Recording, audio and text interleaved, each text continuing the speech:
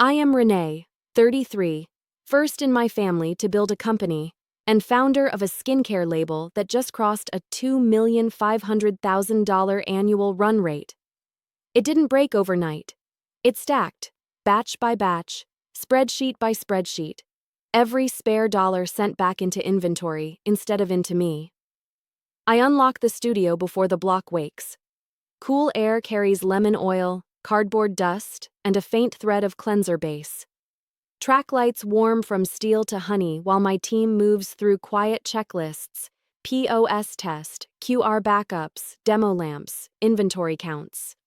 I handle the small things that anchor a room, the shelf marked, reserved with hand-addressed boxes meant for family, a photo ledge of years before barcodes, price placards on the front table kept intentionally humane because affordability here is a principle, not a promotion. Before I go deeper, tell me where you're watching from in the comments, and subscribe if you've learned that a win can charge fees you never saw on the invoice. By late afternoon, the space finds its pulse. Neighbors wander in with the curiosity of people who watched drywall turn to walls and walls turn to shelves. A couple of creators capture texture shots under a calibrated lamp. Orders ring at a sane rhythm. No flood to chase, no drought to fear. I explain formulas without ornaments and keep the conversation pointed at function over fantasy. Between interactions, my eyes keep drifting to the doorway, tugged by a small magnet I don't name. People run late, I tell myself. The next hour will fix it, I tell myself again. A pocket of quiet forms exactly where I pictured them standing. The photo ledge catches a band of light. My mother's apron in one frame, my father's scuffed boots in another, lined up by a door that wasn't this one.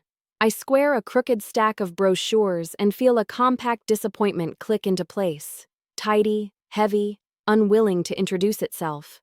My phone hums against my blazer. A brief message from my father lands with the temperature of a memo. He wants to talk about the business. Only that. The timing translates itself. I set the phone face down, step into the back room, and breathe between stainless tables and tape guns. I think about the invitations I wrote by hand, the parking sketch I drew, the promise I made to keep an entry line priced for people who never browse luxury aisles. I return with the steady tone I save for weather. Calm voice, steady hands. We close the register, pack the demo trays, and thank the last guests. I send the team home with leftover pastries and circle the room. Locks, lights, alarm, listening to the studio settle into its new bones. At the threshold, I pause. I decide to answer my father in the morning, not as a reflex, but as a boundary. I turn the key, feel the latch catch, and hold one clear truth. This door stays open to anyone who enters without resentment, even if I'm the one closing it in an empty room. I grew up in a place where air moved through thin walls and paychecks moved through thinner weeks. Our apartment pressed 3 rooms into the shape of a life, and I learned the geography of making do. The cupboard that creaked when you asked it for too much, the heater that sighed like an old friend who couldn't always show up, the window that showed a better street just out of reach. My mother stacked shifts the way careful hands stack dishes. Quiet, one on top of the other, always worried about the one that might slip. My father brought home the kind of fatigue that clings to fabric. His clothes smelled like metal shavings and weather. I understood early that want and need are not synonyms. Lights went off with a flip that meant more than darkness. Receipts didn't go in the trash. They went in a drawer full of proof that we were trying. When I found coins under couch cushions, I logged them in a notebook the way other kids logged goals. I loved that little ledger because it made small numbers feel like part of a longer story. School became a place where I could stretch. I stayed late because late meant warm rooms and working computers. I cleaned lab tables for extra credit and learned the joy of a tidy surface.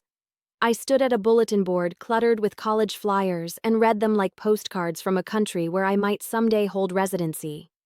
I did not say hungry out loud because the word would have made a scene, but I studied like eating. I started selling small things because selling small things could become selling bigger things if I was patient. Lip balms poured in thrift store molds, bar soaps cured on a shelf that used to hold shoes, labels handwritten with a pen that always ran out when I could least afford it. I carried zip bags of finished pieces in my backpack and learned the choreography of supply. Stay clean, keep receipts straight, be kind to the janitor because locks click open for kind people. Every dollar had two possible futures: patch today's hole or build tomorrow's roof. I chose the roof more often than made sense. I told myself that discipline was not punishment. It was the shape of permission. My friends teased me for bringing envelopes to coffee shops, each one labeled with a category: raw materials, shipping, contingencies, dreams. They didn't know that labeling dreams made them less likely to be stolen by the day. College arrived in pieces, not a wave. Scholarships shaved edges off tuition. Campus jobs sanded the rest. I worked in the chemistry stockroom and fell in love with the neatness of amber glass. I learned to respect ingredients the way you respect strangers.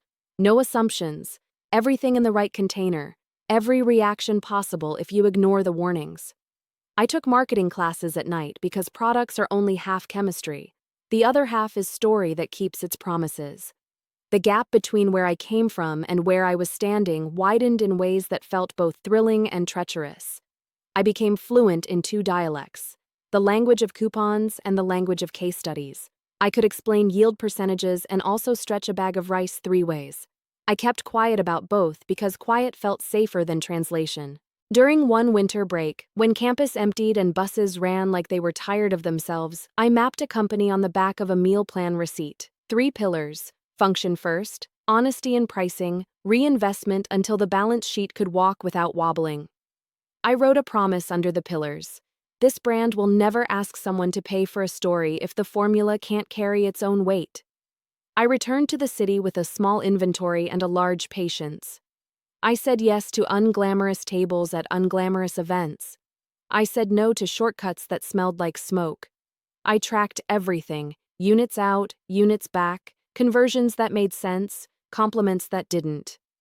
When I made a mistake, I wrote it down in the ledger in a different color so I could recognize it if it tried to visit again. What I did not know then, and know now with an ache that is both pride and sorrow, is that growth is loud even when you whisper.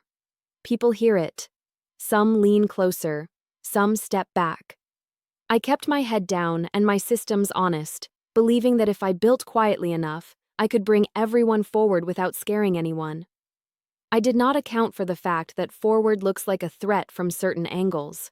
I just kept counting: money, batches, hours, and taught my hands to make products that spoke gently while my resolve learned to speak firm.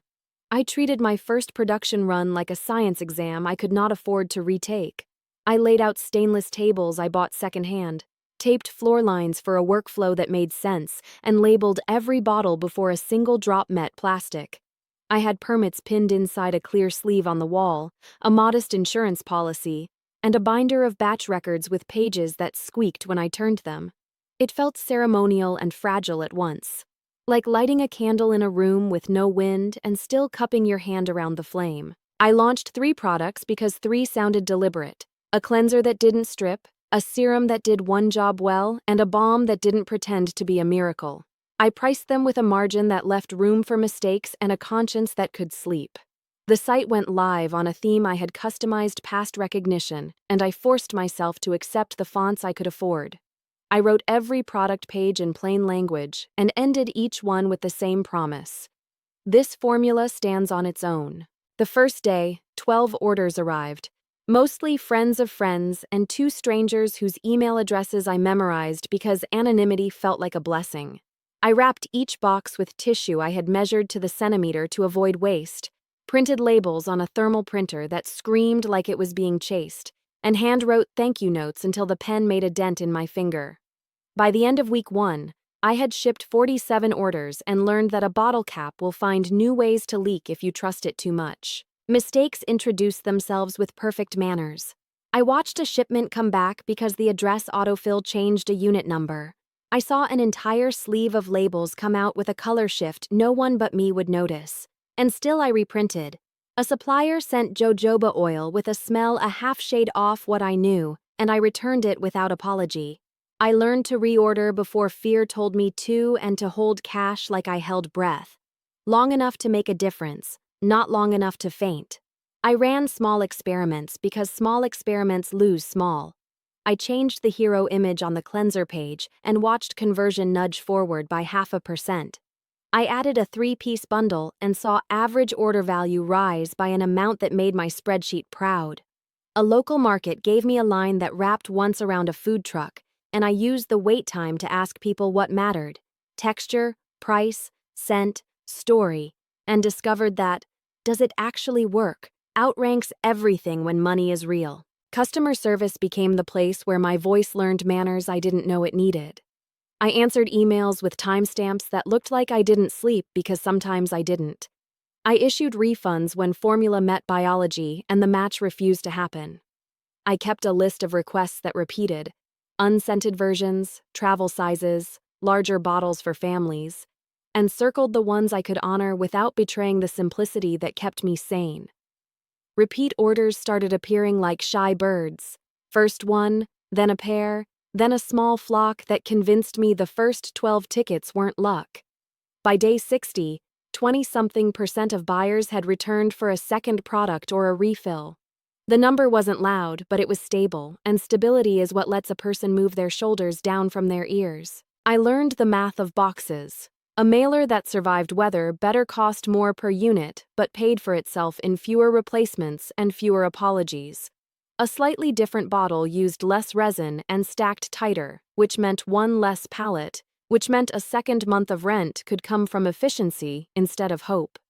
I labeled shelves in the tiny back room because labels keep panic from running the place when orders spike for no good reason, except that the internet sneezed. I tested paid ads with a budget I would not miss if the results were rude. The click-through made sense. The return looked like it wanted to grow up someday. I pulled back and pushed into creator seeding instead. Honest outreach, no scripts, permission to tell the truth. A single unpaid reel from a micro-creator moved more units of serum than a week of ads, and I wrote down the lesson in the ledger in a color I reserve for rules. Family watched from a distance that felt intentional. I sent link previews to the group chat and received a set of neutral reactions I tried not to grade. I told myself that proof had to be financial before it could be emotional. I also told myself that no number I reached would be the right number for everyone. So I kept my head inside the work. Tighten SOPs, clean the fill nozzles, weigh every batch twice, and remember that honest products are patient storytellers. The best thing about small numbers is that they tell the truth without shouting. They let a brand grow bones before it tries on height. I finished the quarter with inventory that matched demand, a cash cushion that could catch a stumble, and a list of next steps pinned above the sink. Glass trials, unscented variants, a better pump, a bigger table. I didn't call it momentum out loud. I simply called it the next batch. Growth didn't announce itself with confetti. It arrived as a longer to-do list and a floor that needed mopping twice. I signed a short lease on a narrow space behind a laundromat because the ceiling cleared my fill arm by an inch and the landlord agreed to fix the sink. I pushed 2 stainless tables together, taped new workflow lines, and wrote standard operating procedures as if future me were a new hire who deserved clarity. The room echoed when empty, then learned the small thunder of boxes. I hired help in careful slices. First a weekend packer who folded tissue better than I did, then a part-time operations assistant who loved inventory like a puzzle. I paid on time, even when that meant I took home less than the spreadsheet suggested. I knew from the beginning I would rather starve momentum than stiff the people who carried it. Payroll made the company feel real in a way no logo ever could. I kept my own expenses lean on purpose. The same coffee mug followed me between sink and printer. The same black jeans did press photos and pallet runs. I tracked personal spending with a method that looked like a game until it looked like a spine. Rent, food, transit, a sliver for emergencies, nothing for displays of progress that only read as progress to strangers. I reminded myself that restraint is not a personality, it's a tool. Tools go back in the box when the job changes. The brand settled into a rhythm that respected Mondays and surprised Wednesdays. Repeat orders rose just enough to calm my shoulders. Returns became rare because the product pages had learned to tell the truth without flirting. I added a 2-ounce size by request, and watched subscription adoption tip from improbable to inevitable. I tested a different pump that wasted less serum and realized small engineering kindnesses are worth more than clever copy. Not everything tilted forward. A bulk shipment arrived with cartons softened by a storm, and I spent a weekend salvaging what I could and writing apology emails no one demanded, but I owed anyway. The printer chewed a roll of labels 3 hours before a carrier pickup and held the boxes hostage until I found a manual override buried in a forum thread. I learned to put redundancy wherever a single point of failure could embarrass us in public. I said no more often. No to a pop-up that wanted rent and exposure. No to a wholesaler whose terms treated small brands like spare parts. No to a flashy collaboration that would have doubled attention and halved margins. Protecting the unit economics felt like protecting a living thing that breathed in cash and exhaled credibility. People called me cautious. I called it not dying. Friends adjusted to my absence in rotating ways. Some sent photos from nights out and added a caption that felt like a warm chair saved at the table.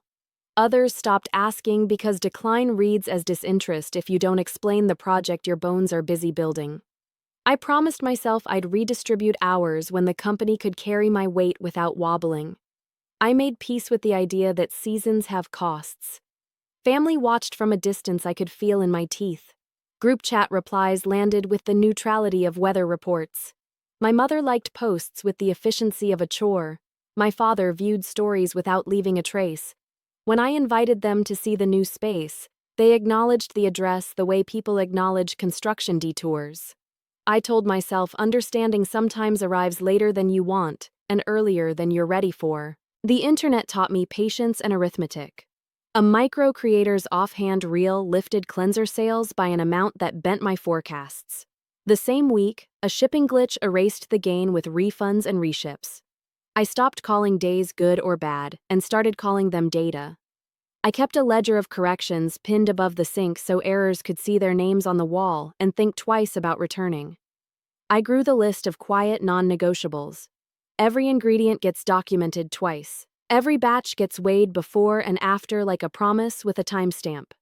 Every customer support exchange ends with an answer, not a deflection. If I can't explain a price, I don't charge it. If I can't explain a claim, I don't make it. Principals do not ship boxes, but they decide whether the boxes should exist. By the end of the quarter, the laundromat walls knew my schedule. Pallets arrived on Tuesdays, carriers cursed the alley on Thursdays. My team laughed at the same bad joke about shrink wrap every Friday. Cash flow steadied into something I could plan around. I looked at the board and saw the outline of a company instead of the outline of an attempt. The shape wasn't grand. It was sturdy. It was the kind of shape that could take another layer without cracking, the kind that could hold weight even when a part of me feared that too much success might fracture more than it fixed. So I added one more line to next month's plan. Keep the promises small and keep all of them. I met him in the kind of afternoon that looks harmless from the outside. I had stopped into the shared office down the hall to borrow a tape gun I never returned, and he was there calibrating a camera for product stills. He introduced himself as a freelancer with a patient eye and a calendar built from referrals. I noted that he handled equipment the way I wanted people to handle my bottles, without drama, with respect for the thing doing the work. We traded cards because that is what adults do when they sense overlapping orbits. I told myself I was collecting vendors. I did not consider I might be collecting a person. His name was Eli. He liked quiet bars, long walks that detoured into hardware stores, and the way a brand looks when its photos finally tell the same truth as its copy. He understood that I counted inventory in my head when I was supposed to be listening, and he initially considered that endearing. He followed my creator seeding spreadsheets with curiosity, offered to test new lighting for the cleanser, and said he preferred patient brands to loud ones.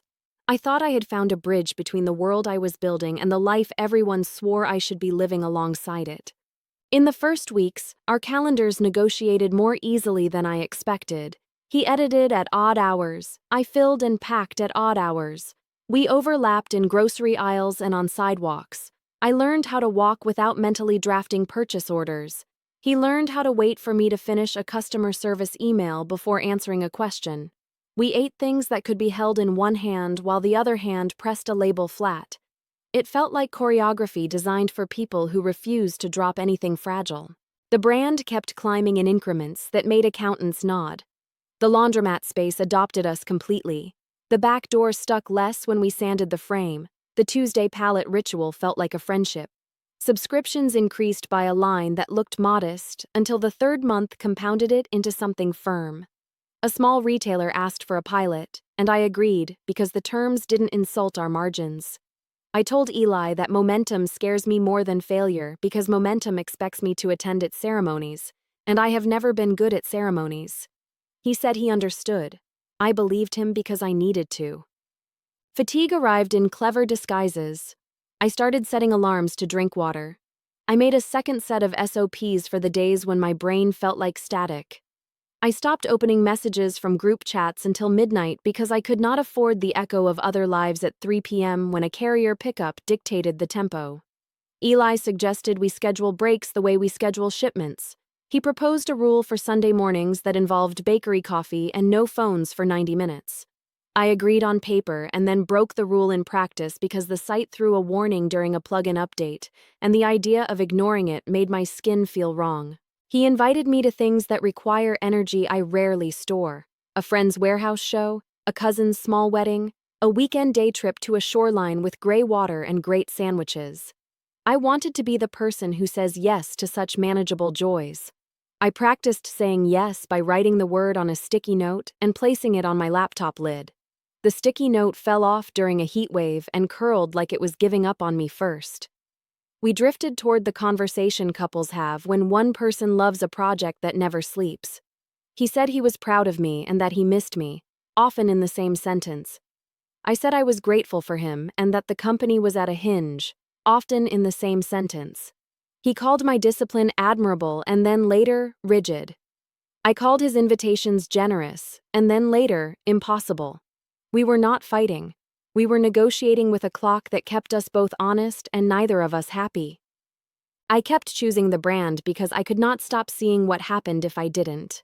Inventory buffers shrink, customer response times stretch, refill cycles slip out of sync with pay cycles. A company built on trust begins to sweat. I had built the business on a promise to be boring in the best ways: predictable lead times, consistent texture, transparent pricing. The opposite of boredom is chaos. I do not do chaos. He said he did not want chaos either. He wanted a corner I did not have to earn by hitting a revenue marker. I heard the love in that and could not figure out where to put it in my Gantt chart. A friend staged an intervention disguised as a birthday dinner. The table was a catalog of lives that slept on weekends. I smiled in the right places and counted the minutes until I could politely return to the laundromat space to measure batch weights for Monday. Eli sat across from me and tried to meet my eyes in a way that made time move slower. I pretended not to notice because noticing makes a promise, and I wasn't sure I could keep another one. The first crack I could not plaster happened on a Saturday he had saved for us. The plan was a ferry ride, a walk, and a set of photographs of nothing in particular. The night before, a supplier emailed that a lot of a critical ingredient was being held for retesting. I could wait and halt production or switch suppliers for a single batch and accept a small risk of texture variance. I chose to wait. Waiting meant moving 2 fills, writing an explanation to subscribers, and spending the morning mapping scenarios. He texted a picture of the ferry schedule and a heart. I replied with a reschedule and a wall of bullet points that made his heart redundant. He did not answer for hours. When he did, he said he didn't want to compete with a spreadsheet. I told myself he was not a competitor. He was a person. The distinction did not help him. We lasted another month, which is to say we attempted soft landings in a space built entirely of hard surfaces. He packed up a few things that had learned the shape of my shelves and left a book I had mentioned wanting to read. I watched the door close and listened for a feeling. The feeling arrived in pieces: relief at not failing him daily, grief at not being two people, resolve that my choice would not feel noble in the morning and I would keep it anyway. In the quiet afterward, the brand did what living systems do. It absorbed the change and kept asking for what it needed. I added a line to the ledger that did not belong to finance. The cost of both hands. One hand holds the company. The other hand holds the life that proves you are more than the company. Some seasons will not let you hold both without dropping shards. I chose not to pick up the shards this time. I chose to leave them where they fell as a map of limits. Family read the shift without asking questions. My mother liked a post with the efficiency of a chore. My father viewed a story without leaving a trace. My siblings sent a sticker each and returned to their own weather. I stood in the narrow space behind the laundromat and watched the afternoon light insist itself through a high window. I reminded myself that discipline is not the same as deprivation when you are the one choosing it. I also admitted that certain choices will look like deprivation to people who do not speak the language of your ledgers. I left the book he gave me on the break table and promised myself I would open it when the next batch cured. I did not set a date. I set the next run instead. The pump hummed.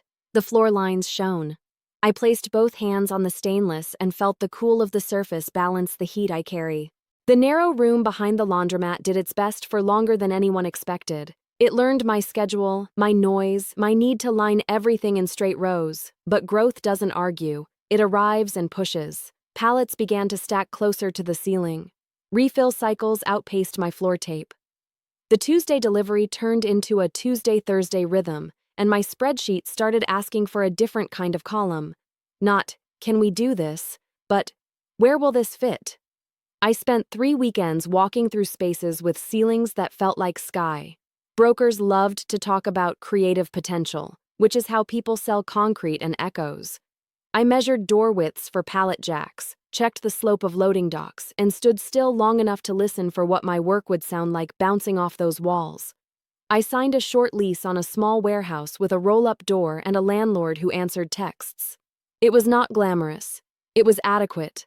Adequate is what lets a company breathe. Move-in became a choreography of forklifts I could not afford and friends I paid in cash and meals. I mapped the new workflow with blue tape. Raw inputs along the east wall, sanitation and temp logs by the sink, batching and fill in the center, quality hold shelves running like a spine down the middle, packing and outbound along the dock. I wrote a fresh set of SOPs with photos because words alone make cowards of good intentions. The first day we ran a fill in that room, the sound changed. Less clatter, more conviction. Team grew by increments that respected payroll. I brought on a full-time operations lead who loved order picking enough to time it without being asked. A part-time QA assistant caught a decimal I fat-fingered before it could have become a recall email. I hired a customer experience coordinator who kept a list of phrases that make sense when people are disappointed. I paid on time every time because nothing tanks morale faster than an owner who calls values content. The numbers learned how to walk without my hand. Subscriptions crossed a line that made the cash flow calmer. Thousands of small votes each month, consistent enough to plan around but humble enough to fear losing. Our run rate crept past $1.2 million, not because any single week jumped, but because return buyers kept returning, and bundles did the quiet work of raising average order value. I added insurance writers I hoped never to need, and finally invested in a second label printer because redundancy is what optimism looks like in logistics. Suppliers started treating me like a person who would still be in business next quarter. Lead times shortened, minimums stretched in ways that felt like we were both betting correctly. I visited one of the labs we source from and watched a tech weigh an ingredient with the same respect I want on my own tables. I left with samples, a sense of scale, and a note to never let growth make me sloppy. Formulas don't forgive bravado, don't. I learned the shape of our customer base by reading support tickets like letters. A third of buyers wanted unscented even when they said they didn't. Families wanted larger bottles and pumps that didn't waste the last 10%. People with inconsistent schedules favored the bomb because it tolerated chaos. I changed our packaging in small ways, a wider mouth here, a smarter actuator there, and discovered that engineering kindness earns more loyalty than any discount code. I kept the entry line at the same price, swallowing cost increases where I could, moving pennies where I had to. If I couldn't defend a price to my own mother, it didn't go up. The internet gave and took, as usual. A micro-creator's routine doubled cleanser orders for 9 days straight, and then went quiet like a summer storm that refuses to apologize. A forum thread argued about whether we were clean enough, reminding me that categories are cages when you outgrow their bars. I answered publicly with ingredient disclosures, test results, and the humility to admit limits. Transparency didn't make everyone happy, but it made me unafraid to keep speaking. I said no to a national retailer whose terms were a slow bleed: 90-day pays, freight on me, penalties for existing. I said yes to 3 small boutiques that framed us like a recommendation, not an extraction. Wholesale became a quiet auxiliary river, never the ocean. I wrote a rule in the ledger in the color I use for boundaries: no deal that requires a miracle every month. Life adjusted itself around the warehouse's clock. I ate at odd hours, slept like someone guarding a bridge, and carried a phone charger like a talisman. Friends continued their lives with or without me. I tried not to keep score. The relationship I had let go in the last chapter left a clean outline where it had been. I placed a plant there, watered it, and called it acceptance. Family watched the way people watch construction, curious from a distance, irritated by the detours. I sent the new address to the group chat with a picture of the roll-up door and a caption that asked for nothing. My mother tapped a heart. My father viewed and left no trace. Months later, when the place felt like ours, I invited them to see it on a Saturday. I vacuumed the office twice, set out bottled water like a hotel lobby, and placed a small bench near the dock because my father's knees have opinions. They arrived in staggered ways in my head, not in real life. The day stayed exactly itself. A carrier backed into the dock early, and I signed for boxes. A neighbor from the next bay introduced himself and asked about our waste oil policy. My team laughed about a mislabeled carton and then fixed it so fast the problem forgot it had existed. I looked at the bench I had placed and understood that hospitality is a muscle. You can exercise it even when no guest arrives. When I finally did manage to get them on the calendar, it was 2 weeks later, and only my mother could come. She stood in the doorway like someone entering a museum where touching is allowed but still feels wrong. I walked her through the tape lines, the fill station, the quality hold shelf, the stack of thank you cards waiting for signatures. She nodded in the rhythm of someone stacking a new understanding on top of an old story. She said, without saying, that the room felt bigger than she had expected. I heard the part where bigger sometimes means farther. My father did not make it. Work, back, traffic, reasons that are true and also something else. He promised to come next time, which is a phrase that stretches like rubber when it's pulled too often. I didn't argue with the air. I stood at the dock, watched a late light slide down the wall, and let a complicated feeling take its chair without needing to speak. The company had a different kind of quiet now, less survival, more intent. On the wall above my desk, I pinned the next outline. A space not just to make and ship, but to be seen. A studio that is also a storefront, not a temple, not a stage. A place where the formulas can meet the faces they serve. I wrote one sentence under the sketch. Build the room so anyone can walk in and feel like they belong. Then I added the ledger note that keeps me honest. Belonging doesn't require permission, but it does require a door. The first time the math hinted at it, I didn't tell anyone. Subscriptions held steady, bundles kept lifting average order value, and the small boutiques reordered without needing reminders. Then the B2B pilot matured into a 6-month agreement with terms that respected our margins. The spreadsheet stopped asking if and started asking when. Our annualized run rate crossed $2,500,000 in the plainest way a number can cross a line. A few consistent inputs, multiplied by time, refusing to blink. I let the figure sit in my chest for a week, like a coin warming in a closed hand. Growth, at this size, asks for a different kind of stewardship. I didn't want more noise. I wanted a room that made sense of the noise we already had. A place where people could see formulas mixed with purpose, and where I could keep a promise I had been carrying since the first thrift store mold: make the work visible, make the welcome real. I walked blocks that weren't on my usual route, and looked at small storefronts with practical bones. I wanted light that could be softened, drains that wouldn't complain, and a lease that left oxygen in the budget. Brokers spoke about foot traffic and prestige corridors. I measured counter depth and electrical loads. The space I chose used to be a frame shop. It had a decent sink, honest floors, and a landlord who answered texts without making me chase. The windows were wide enough to hold a story without shouting. I signed for 12 months with an option because commitment looks better when it can be evaluated. I designed the floor in tape first. A low table near the front for the entry line priced with dignity. A modest back bar for refills and repairs. A small demo station with a calibrated lamp so texture could be felt, not just narrated.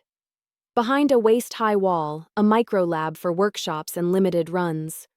I wrote new SOPs that paired retail reality with our production discipline. What lives on shelves, what goes straight to the back, how samples are logged so generosity doesn't become chaos. I hired slowly and specifically, a store lead who could speak ingredient lists in plain language and meant it, 2 part-timers who loved the quiet theater of wrapping a box well, a weekend educator who understood that listening sells more than any pitch. I trained everyone on returns as a form of respect, not failure. We stocked the shelves like setting a table for a guest who matters. Nothing overstuffed, nothing precious, everything reachable. I kept the entry price points where I promised they would stay. Costs had crept up in places that don't send postcards, freight, bottles, labor, but I moved pennies quietly so the front table wouldn't betray the people it was meant to serve. I added larger formats for families who do not want to buy hope 8 ounces at a time. I booked a local maker to build 2 simple benches because standing is not the only way to shop. I thought more than once about the optics of visibility. A warehouse is work. A storefront can be misread as vanity. I wrote a note to myself and pinned it near the register. This is not a stage, it's a service. If someone walks in with a question, they should leave with fewer of them. If someone walks in with a budget, they should leave with dignity intact. When the build-out reached the point where sawdust gave way to scent, I considered how to invite my family. I remembered the bench I set near the dock for my father's knees and the way my mother stood at the warehouse threshold, learning the room with her eyes. The flagship needed to say what I hadn't managed to say well, that I built this from what they taught me about making do and making right. I prepared small boxes labeled reserved for each of them. For my mother, a kit that made the work of her hands feel seen, balm for the knuckles that carried seasons, a cream that respected dishwater and winter. For my father, a key fob stamped with the store address, something solid, small, and useful. For my siblings, a mix of travel sizes and full bottles, because I know how households negotiate shelf space. I printed a simple card that explained the refill policy in words that preferred clarity to charm. I wrote the invitation like I write product pages, plain, specific, respectful of time. I included a hand-drawn parking map because this part of town doesn't make parking easy, and I knew that logistics, not intention, often decides attendance. I listed arrival windows instead of a fixed hour. I kept the tone stubbornly ordinary, as if visiting me at work were as common as stopping by after a haircut. As opening day approached, vendors arrived with the late and the early that every calendar absorbs. The refinisher needed another coat. The electrician found a breaker that pretended to be fine. The print house cut the first run of bags a shade off. None of it qualified as crisis because the systems held. The warehouse kept shipping, the QA logs kept their shape, the bills got paid. I split my time between both rooms and tried to carry my calm like a tool I knew how to use. I walked the finished space the night before we unlocked the door. The photo ledge along the sidewall held a modest sequence. My mother's apron, my father's work boots, a stack of my first labels with their crooked charm. The front table was set the way I had promised. The back bench waited for tired knees and unhurried conversations. I pictured the door opening and the bell making a sound that meant welcome, not transaction. When the run rate crossed that line, people asked what it felt like. The true answer is that it felt like responsibility. The storefront did not change who we were, it revealed it. I wanted my family to see that. I wanted the city to see that. I wanted myself to see it in a way a spreadsheet cannot show. Formulas turned into a room where a person could walk in and recognize themselves. I sent the invites and let the week turn. The warehouse hummed, the studio exhaled. I stood between them like a translator who knows both dialects, production and presence, and hoped the message would travel intact. This room exists because ordinary work compounded, and it is open to anyone who needs what we make, including the people who taught me why making matters. The week of the opening unfolded with the small frictions any calendar collects. A refinisher asked for one more pass. The printer admitted a miscut and rushed a second run. A courier missed a window and pretended time was elastic. None of it mattered because the systems held. I moved between warehouse and studio with the calm that comes from having a list and somewhere to put each problem. I sent the invitations to my family the way I write product pages. Plain, specific, respectful. I added the hand-drawn parking map so logistics would not pose as fate. I offered arrival windows instead of a single hour. I kept the tone ordinary on purpose, as if stopping by my workplace were no different than picking up dry cleaning.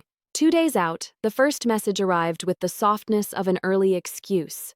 My sister explained that a child's fever would make the drive unwise. I accepted it as true and also recognized the shape of avoidance wearing a thermometer as costume. The same evening, my brother said that his supervisor had redrawn the weekend schedule without asking and that overtime could not be ignored. I knew his job's rhythm enough to believe him and still felt the familiar pinch of being deprioritized by a clock I didn't set. My mother wrote that she was excited and nervous, both in a way that sounded like someone preparing to enter a room where touching is allowed but still feels wrong. My father said nothing. He viewed and left no trace. On the eve of the opening, I set the reserved boxes on the side shelf and checked the labels as if any detail might tip the scale. My mother's kit included balm for tired knuckles and a cream that forgives dishwater winters. My father's key fob felt solid in my palm, the way he always valued small, useful things. For my siblings, I packed travel sizes beside full bottles because I know how households negotiate shelf space. I aligned everything once, then again, then forced myself to stop because neatness cannot bribe attendance. Morning came with the clean brightness of a day that intends to behave. We unlocked on time. Light fell correctly across the front table.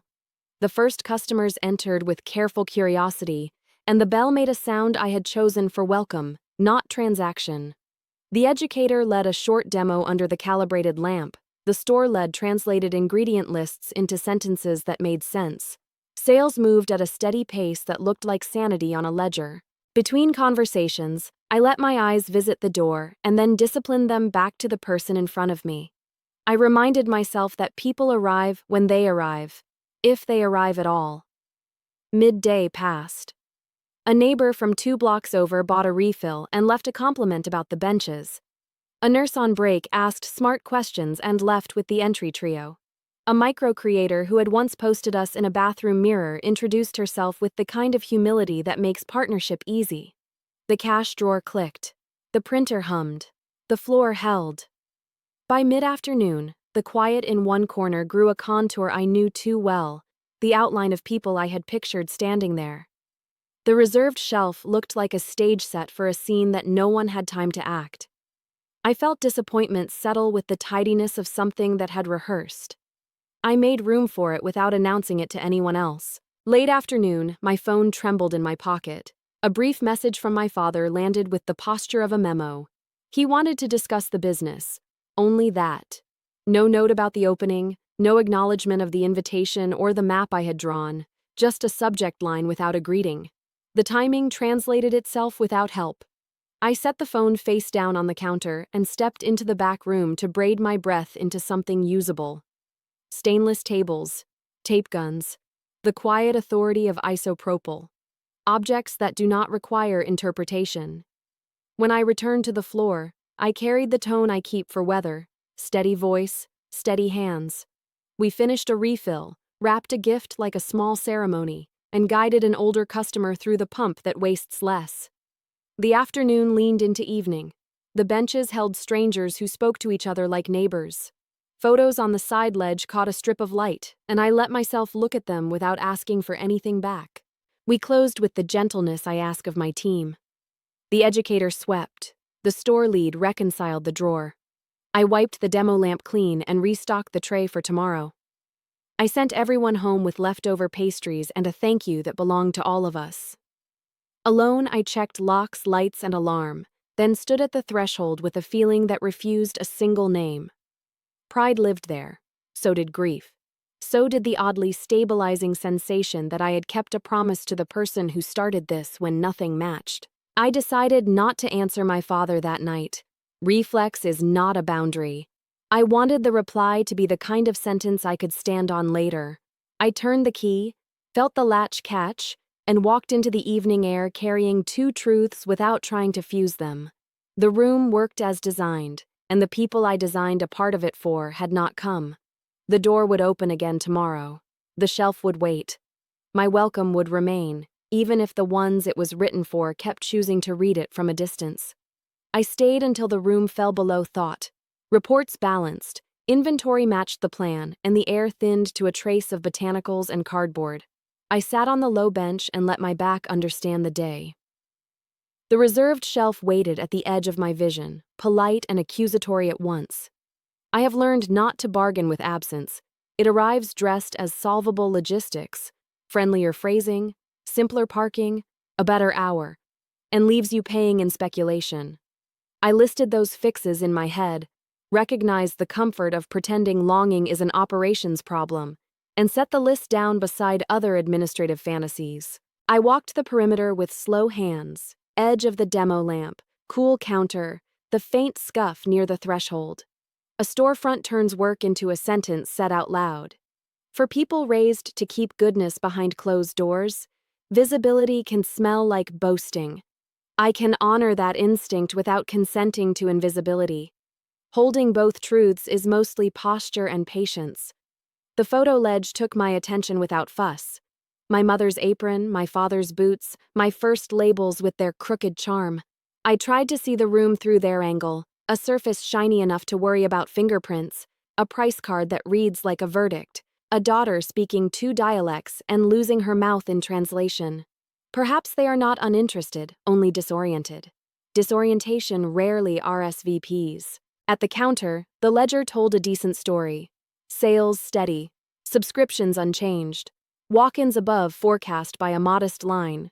Notes in the margin captured the human part. An older man testing pumps with care, a nurse mapping refills to night shifts, a teenager counting change for the entry trio. These are my reasons. They are also not the names on the shelf. My father's text, subject only, no greeting, sat unanswered. Reflex produces apology or defense. Boundary requires a sentence that stands when the temperature changes. I wanted to write that sentence with normal breath, not adrenaline. I squared the reserved boxes, then left them imperfect on purpose, a private refusal to polish what isn't mine to fix. In the back, stainless and logs returned me to measurable reality. I made a short list for morning, things I can actually do, and added one non-operational line. Write what you mean. Outside, the street stayed a street. I locked up, felt the latch catch, and stood on the hinge between pride and grief without reaching for oil. The day was good by every number that matters. It also confirmed a distance numbers cannot close. I would sleep, return to the work that does not flinch, and answer him tomorrow, with care, with limits, and without making myself smaller to be seen. Morning gave everything edges again. I opened the studio, checked the registers, and set a small timer not for tasks, but for courage. I had promised myself a reply that would hold in bad weather. Boundaries written in heat tend to melt. I wanted steel. I drafted in the back room between stainless tables and the quiet authority of isopropyl. I wrote to my father and, by extension, to the rest of them. I kept the voice measured, no courtroom flourishes, no apology disguised as context. I began with love because love is true. I named the work because the work is true. Then I drew the lines. I said in my own words that success here is not a performance staged against our past, but a continuation of it. Long shifts turned into consistent formulas, thrift turned into fair pricing, stubbornness turned into service. I clarified the number that gets thrown around, 2,500,000 run rate, and translated it into parts that do not glitter: rent, payroll, Freight, insurance, taxes, cost of goods, refunds, reserves. I said that the brand pays its bills because I choose predictability over spectacle, and that this predictability is not a betrayal of where we started. It is a tribute. I stated what I would not do. I would not shrink accomplishments to make anyone comfortable, sell the room because glass makes people nervous, or recast discipline as arrogance. I stated what I would continue to do: keep a chair open, keep the entry line priced with dignity, and keep my door unlocked to anyone willing to arrive without resentment. I refused to litigate the opening day. Attendance is not a moral referendum. Absence hurts. It is also an answer. I closed the note with an invitation that does not plead. Visit when you're ready. Tell me what hours are gentlest on your body. Know that nothing here requires special shoes. When I read it back, the sentences held their shape. No spikes, no sugar, just a floor sturdy enough to stand on. I sent the message and placed the phone face down without bargaining for an immediate return. Then I walked the room and felt the small lift that follows a decision.